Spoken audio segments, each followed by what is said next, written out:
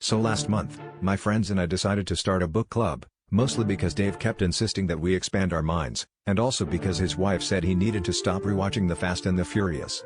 We gathered in my living room, armed with mugs of herbal tea, a cheese plate, and an optimism that can only come from people who have never actually finished a Russian novel. When the time came to pick our first book, Sarah, the overachiever of the group, suggested War and Peace. "It's a classic," she said. "And it's only, like, 1,200 pages."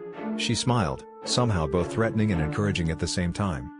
We agreed, mostly because no one wanted to look uncultured, and also because Dave had already started bragging about it on Instagram.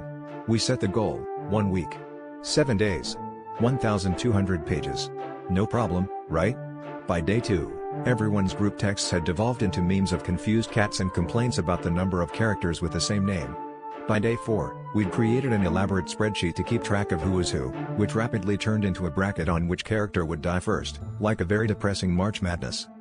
On the 5th day, Sarah tried to lead a discussion, but it turned into a heated debate over whether or not Tolstoy was actually just trolling readers.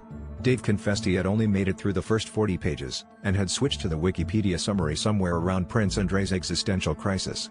I tried to keep everyone on track by reading out loud, but halfway through a passage about the Napoleonic Wars, I realized I was just making up dialogue and no one noticed. The cheese plate was now just a sad pile of crackers and one very hard brie. By the end of the week, we unanimously voted to abandon War and Peace, and instead renamed our club the Cliff Notes Consortium.